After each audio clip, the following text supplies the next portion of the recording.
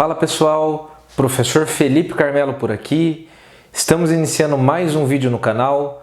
Antes de iniciar, peço para que você que ainda não está inscrito se inscreva, curta o vídeo se achar pertinente, compartilhe com os amigos, né? Afinal, voltei a postar vídeos, postarei vários vídeos acerca de diversos temas, tanto no campo da história, para quem vai prestar vestibular, para quem está prestando algum concurso, ou só para quem tem curiosidade e gosta de história mesmo.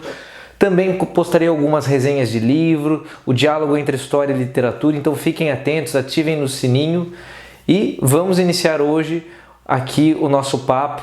Falarei sobre Antiguidade Oriental e um assunto que não está entre aqueles que mais são cobrados nas provas de vestibulares e concursos, mas que muitas vezes quando aparece acaba pegando muita gente. Então é aquele tipo de assunto que vale a pena você dar uma olhada.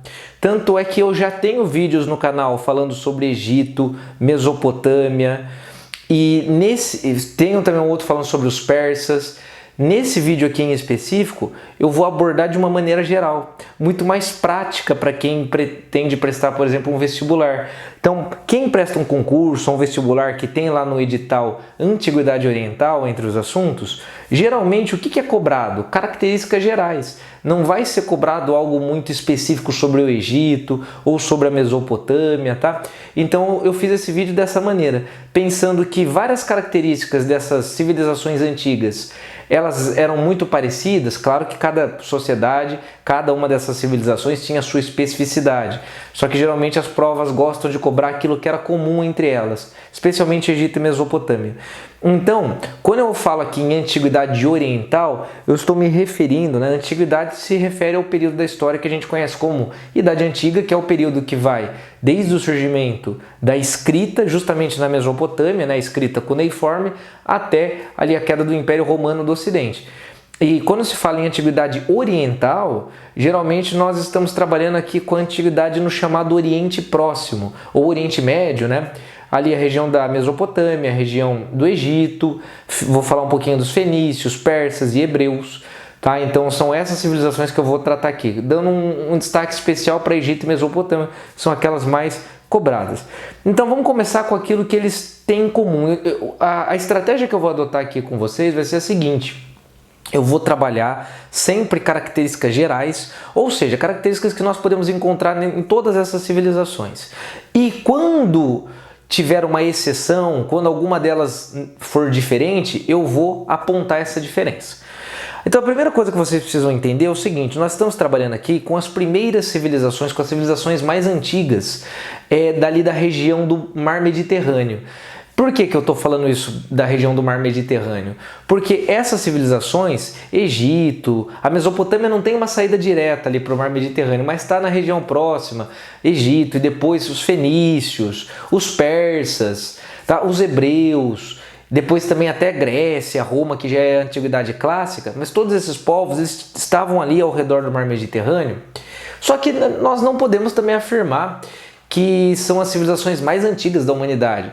Pesquisas mostram que há civilizações até mais antigas na região da Índia, da China, mas não é o nosso foco aqui hoje. Então, quando eu falo no Mar Mediterrâneo, é importante que vocês saibam que houve um forte intercâmbio cultural entre todas essas civilizações. Não é à toa que quando você vai analisar características da religião, da cultura de tais civilizações, há muitas vezes semelhanças. Isso não é à toa, tá, pessoal? Todos esses povos que eu citei para vocês tinham contato entre si através do comércio, da navegação, tá? Então, não é à toa. Bom, eu gostaria de iniciar então essa aula falando do modo de produção asiático, tá? Então, o que é isso? A gente sabe que há uma visão da história. Uma das maneiras, das infinitas formas de você analisar a história e os períodos históricos se dá através dos chamados modos de produção. Bem a grosso modo, como essas sociedades se organizavam economicamente, tá? Bem a grosso modo. Então tem o modo de produção asiático, modo de produção escravista, modo de produção feudal, modo de produção capitalista, modo de produção socialista. E essas civilizações do chamado Antigo Oriente Próximo, ela seguiu o modelo que ficou conhecido como modo de produção asiático. Tá? Ou seja, o que era isso? Quais eram as principais características do modo de produção asiático? Primeira delas, essas sociedades elas vão se desenvolver sempre próximas a rios, mas não quaisquer rios. Rios que em determinadas épocas do ano inundavam as suas margens, permitindo assim com que aquelas terras que ficavam ao redor das suas margens, após o recuo das águas, elas se tornassem terras férteis, e também com essas inundações que permitiam a construção de obras hidráulicas como canais de irrigação para levar essa água para as cidades. Tá? Então eu estou falando aqui principalmente da região que ficou conhecida como Crescente Fértil, uma região ali que pega desde o rio Nilo, no Egito, né, no norte da África, passando ali pelo rio Jordão, na região da Palestina, e chegando até o rio Tigre e Eufrates, na Mesopotâmia. Então essa região é a região com as civilizações mais antigas ali do Oriente Próximo. Não à toa as pessoas, quando começou o processo de sedentarização após o surgimento da agricultura, por volta de 10 mil anos antes de Cristo, as pessoas dependiam de regiões com água. Então não é à toa que as primeiras civilizações, os primeiros assentamentos do Egito, eles ficavam bem nas margens do rio Nilo, por exemplo. Não é à toa que a região da Mesopotâmia, ali banhada por dois rios, Tigre e Eufrates, e rios que inundam em determinadas épocas do ano, assim como o rio Nilo, foi uma das regiões mais disputadas desse período. Então essas sociedades que vão se construir são sociedades hidráulicas. O que é uma sociedade hidráulica? Uma sociedade que depende de obras hidráulicas. Uma sociedade que sobrevive e onde as principais obras são os canais de irrigação, os diques e por aí vai. Tá? Porque não bastava apenas o rio e a inundação do rio. Era preciso saber controlar essas águas. Tá? De nada adiantaria simplesmente chegar na região e não conseguir controlar essas águas, não conseguir levar a água para outras regiões mais distantes, não conseguir controlar as cheias, né, as inundações. Isso é uma sociedade hidráulica, tá? Que as principais construções serão as obras hidráulicas. E é interessante então pensar que como é um período, né? Estamos falando aqui do período ali do final da Idade dos Metais, o período que ainda está ocorrendo a sedentarização dos povos, né? Onde muitos povos migravam em busca de terras férteis, terras com água. Já dá para imaginar que esses territórios, o território do atual Egito, da Mesopotâmia, que fica no atual Iraque, né? Pega um pedacinho da Síria também, o Rio Jordão ali na Palestina, acabavam sendo territórios muito disputados. Todo mundo queria ir para essas regiões por conta dos rios.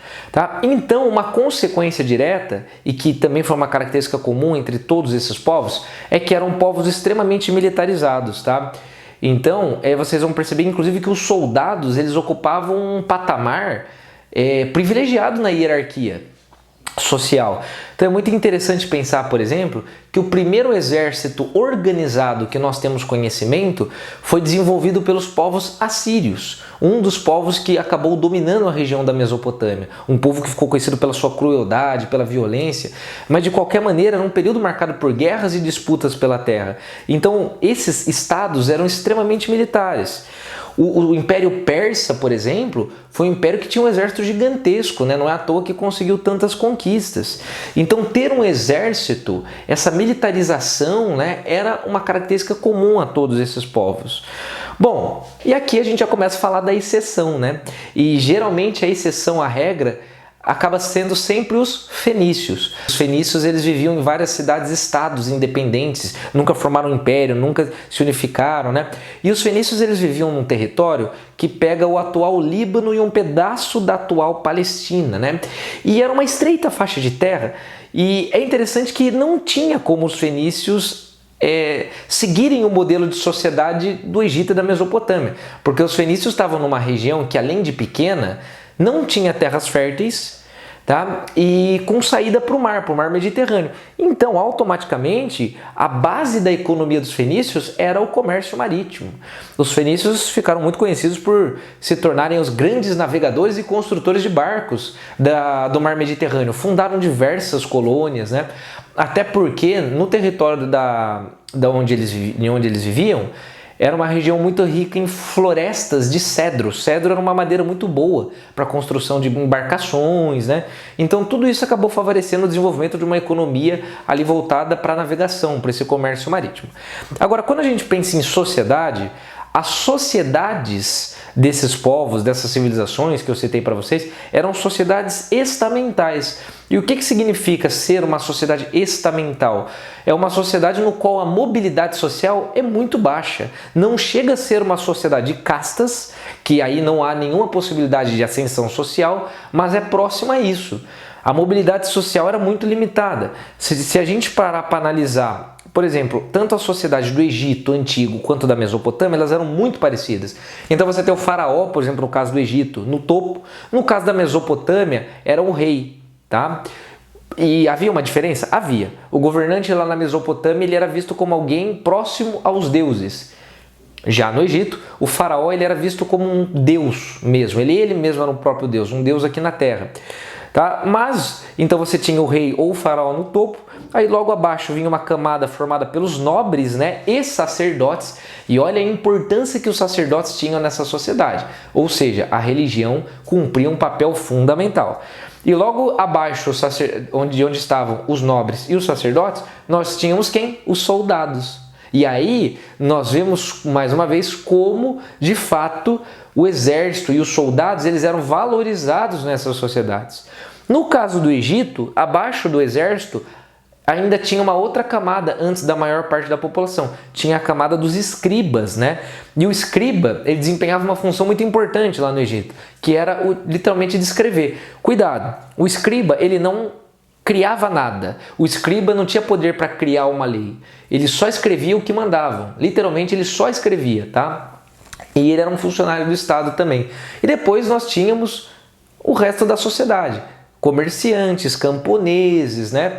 E que era a maior parte da sociedade, que vão ser os servos do Estado. Eu já explico para vocês como isso funcionava. E lá embaixo, uma camada de escravos. E aí você pode se perguntar, a base do trabalho era a escravidão? Não. No modo de produção asiático, a base do trabalho não é a escravidão. No modo de produção asiático, a base do trabalho é a servidão coletiva. Qual que é a diferença? Então vamos começar explicando quem era escravo nessa sociedade.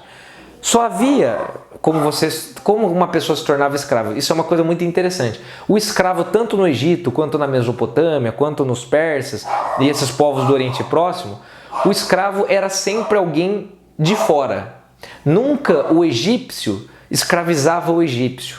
Como assim? A escravidão aqui era a escravidão por guerra ou nascimento.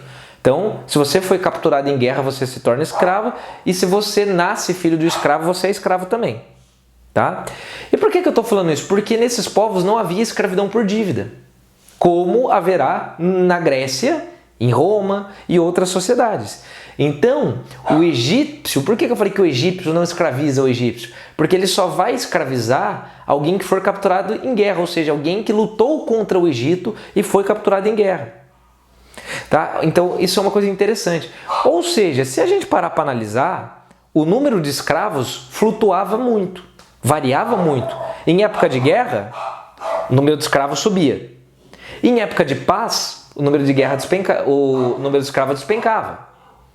Então, olha que interessante, né? Não tinha como a base da mão de obra ser escravo, porque tinha época que o número de escravos era muito pouco. Então muita gente acha, nossa, quem ergueu as pirâmides do Egito, quem fazia todas aquelas construções eram escravos. Não, tinha escravo também trabalhando? Sim, e ficava com os piores serviços, mas a esmagadora maioria eram servos do Estado, o que é muito diferente. Quem era servo do Estado? Se você não fosse da nobreza, se você não fosse sacerdote, se você não fosse soldado, e no caso do Egito, se você não fosse escriba, você era um servo do Estado. Então quer dizer que uma pessoa comum, um camponês, um comerciante, ele era considerado servo do Estado? Sim, exatamente isso. E em época de construção de grandes obras, como pirâmides, templos, entre outras coisas, toda a população praticamente local tinha que trabalhar. Tá?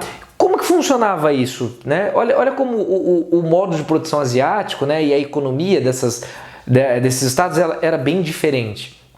No Egito e na Mesopotâmia, todas as terras pertenciam ao Estado. Todas as terras eram consideradas sagradas. Então, se você morasse em algum território do Egito antigo, você tinha que aceitar a trabalhar quando o faraó mandasse. Ah, então eu estou morando. Essa terra em que eu estou morando é minha? Não é sua. Para você ter, digamos assim, o direito de morar nessa terra que não é sua, toda vez que o faraó convocar, que o Estado convocar, você é obrigado a trabalhar. Então, os impostos que as pessoas pagavam era geralmente em forma de trabalho. Em trabalho e produção de alimentos, tá? Então, todas as terras pertenciam ao Estado, todo mundo era servo do Estado, a não ser que você fosse nobre, sacerdote ou soldado, ou no caso do Egito, escriba. Então, por isso que eles conseguiam obras tão grandiosas, porque quase que toda a população trabalhava nessas grandes obras. E as pessoas eram bem alimentadas para conseguir desempenhar todo aquele serviço e tudo mais. Então era bem diferente, não havia propriedade privada da terra. Não havia propriedade privada dos meios de produção. Claro que cada pessoa tinha os seus objetos e tudo mais, mas a terra não pertencia às pessoas. Então, esse é o modo de produção asiático, um sistema bem diferente. Então, se a gente parar para pensar, a economia da maioria desses estados era baseada na agricultura de regadio ou agricultura irrigada, que era irrigada através das águas canalizadas, nessas águas dos rios, que eles, através dos canais de irrigação, levavam. Quanto mais essas civilizações cresciam, as cidades se afastavam cada vez mais dos rios. E aí você tinha que criar um mecanismo para conseguir levar essa água até lá. Os canais de irrigação serviam justamente para isso. Aí você pode pensar, bom, mas não tinha comércio ou artesanato? Tinha, mas eram atividades secundárias. A atividade primária, a principal disparada, era a agricultura. Tem exceção à regra? Com certeza. Os fenícios, como eu já adiantei para vocês. Os fenícios viviam do comércio, tá? Então isso é uma coisa muito importante. Os fenícios viviam do comércio e claro que os fenícios tinham que usar moedas, né? Porque a maioria desses povos que eu estou trabalhando aqui da Antiguidade do Oriente Médio, ou quase não usavam moedas ou nem usavam. Porque o comércio era uma atividade secundária e muitas vezes esse comércio ele era na base da troca de mercadoria por mercadoria. Claro, tinha moeda? Sim, lá na Mesopotâmia eles produziam moeda. Mas não era a regra o uso da moeda. Tá? Aí você pode pensar, mas nenhum desses povos tinha uma moeda forte, usava bastante? Tinha, o Império Persa. O Império Persa, durante o reinado de Dário I, criou uma moeda única para todo o império chamada dárico. Uma padronização da moeda. Porque olha o tamanho do Império Persa. Então tinha que ter acabava tendo muitas trocas comerciais ali dentro. E aí usavam moeda. E os fenícios também sempre acabavam usando moedas porque eles comercializavam com vários povos. Acabavam usando as moedas dos outros povos, né? E eles vendiam muitas embarcações também. O Egito, por exemplo, comprava muitas embarcações dos fenícios. Então era assim que funcionava esse sistema de servidão coletiva, esse modo de produção asiático. Agora vamos pensar aqui na organização política. A gente tem que imaginar que esses povos eles se organizavam de uma maneira... esquece a política como nós pensamos ela hoje, tá? Esquece. Na verdade a política, tanto a palavra política surge com os gregos, é uma palavra grega. A ideia de fazer política, de debate, das pessoas participando, esquece isso.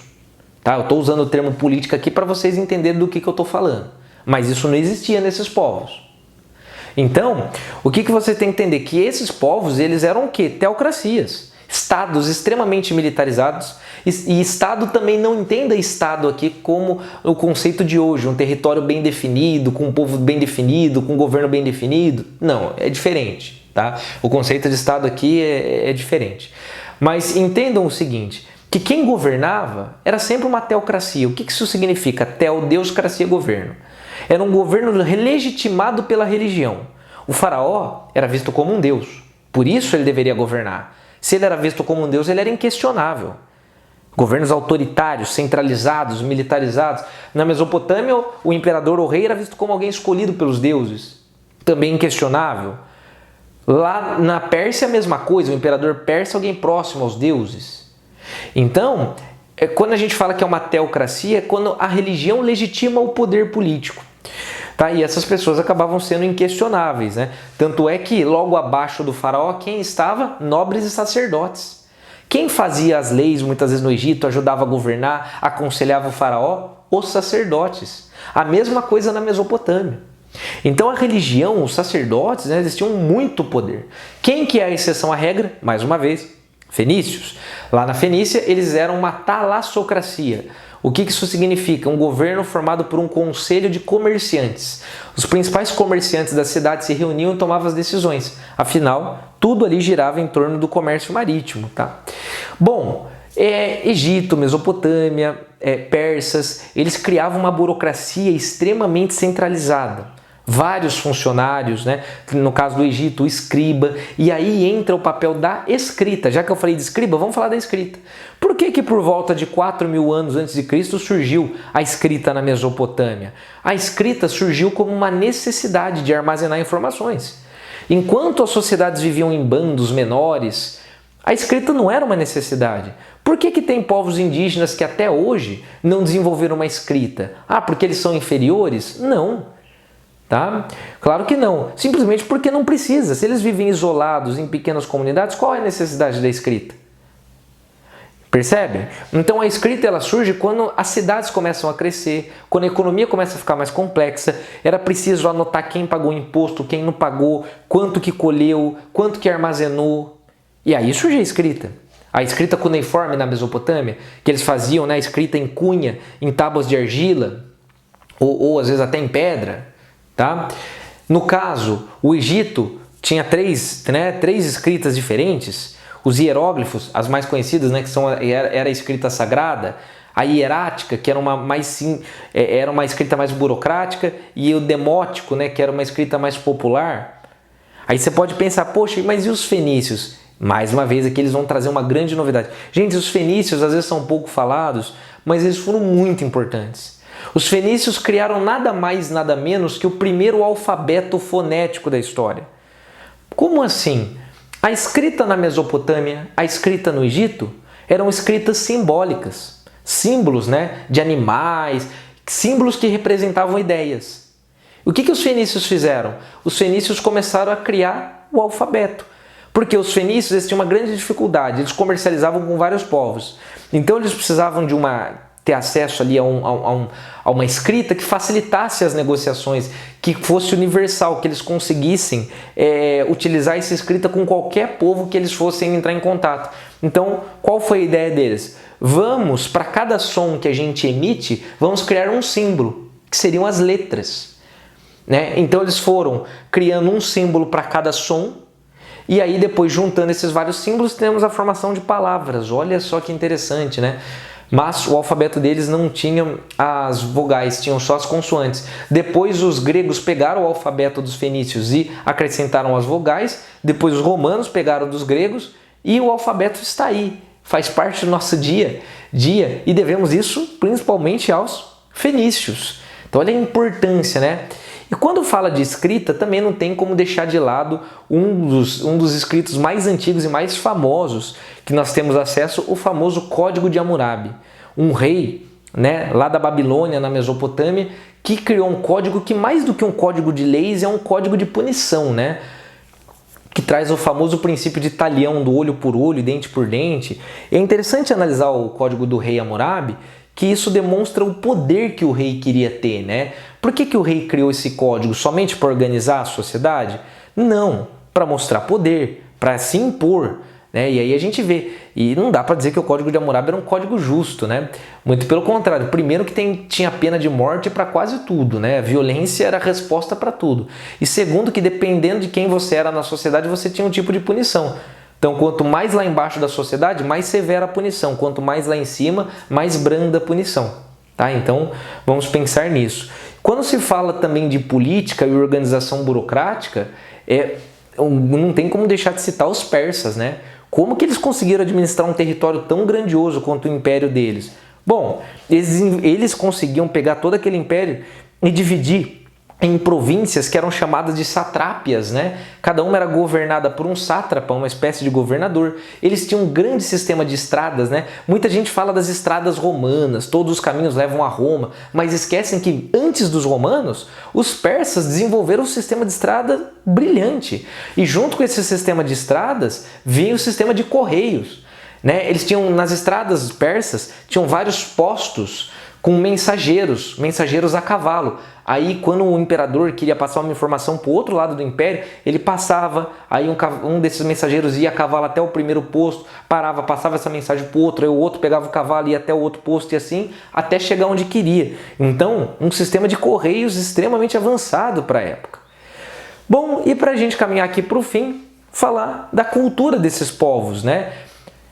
A maioria desses povos eram povos politeístas, né? E se a gente analisa essas religiões, o que é ser politeísta? É acreditar em vários deuses. E mais do que isso, além de serem politeístas, eles eram antropozoomórficos. Como assim? Se vocês analisarem os deuses e deusas do Egito, da Mesopotâmia, da Pérsia e de várias outras regiões, vocês vão perceber que eles misturavam características humanas com animais. E isso nos mostra como esses povos ainda eles eram conectados com a natureza, tanto com os elementos da natureza, o sol, o fogo, o vento, como com os animais. Muitos animais eram sagrados nessa cultura. Tem exceções à regra? Sim. Vamos falar dos persas. Teve um momento que os persas desenvolveram uma religião que não era politeísta, porque não acreditava em vários deuses, mas sim dualista. O zoroastrismo ou dualismo, tá? O que era isso? E por que esse nome? Zoroastro é o nome de um profeta, criador dessa religião. E é interessante essa religião, né, persa, porque ela dizia que a humanidade estava em meio a uma constante luta entre o bem e o mal. Existia um Deus do bem e existia um Deus do mal. E na crença dos persas, o juízo final seria quando o Deus do bem derrotasse o Deus do mal. Quando as pessoas morriam, eles acreditavam em paraíso e inferno. Aí você pode estar pensando, nossa, mas será que essa religião, ela de alguma forma influenciou o judaísmo, que depois influenciou o cristianismo? Com certeza. Os hebreus, né, que eu vou falar deles agora, eles pegaram influência com certeza do zoroastrismo persa. Tá? Então, a grande exceção à regra aqui desses povos foram os hebreus, que criaram a primeira religião monoteísta, que acredita em apenas um Deus, o judaísmo. Tá? E eles pegaram influência de outros povos? Com certeza. Tivemos também um período que o Egito foi monoteísta, um pequeno período, ali no século XIV a.C., quando o faraó Amenófis IV cancelou o culto a todos os outros deuses e valia apenas o culto a um deus só, o deus Atom. Tanto é que ele ficou conhecido como o faraó Akhenaton, aquele que adora o deus Atom, o deus do disco solar. Foi uma reforma, a reforma de Akhenaton teve como objetivo diminuir a influência e o poder dos sacerdotes, que acabavam tendo muito poder lá no Egito Antigo. E aí, quando a gente fala em religião no Egito Antigo, falaremos do primeiro povo que acreditou na vida após a morte. Os egípcios tinham uma fortíssima crença na vida após a morte. Por isso o processo de mumificação. Porque eles acreditavam que o corpo era necessária a manutenção do corpo para a alma sobreviver. Tá? Então isso é muito interessante a gente pensar, né? Que o primeiro povo a crer fortemente numa vida após a morte foram os egípcios. Então, gente, o que eu queria passar para vocês eram essas características gerais. Eu espero que vocês tenham gostado do vídeo. Se gostaram, como eu disse no início, deixem um like aqui que vai me ajudar bastante. Um forte abraço e até o próximo vídeo.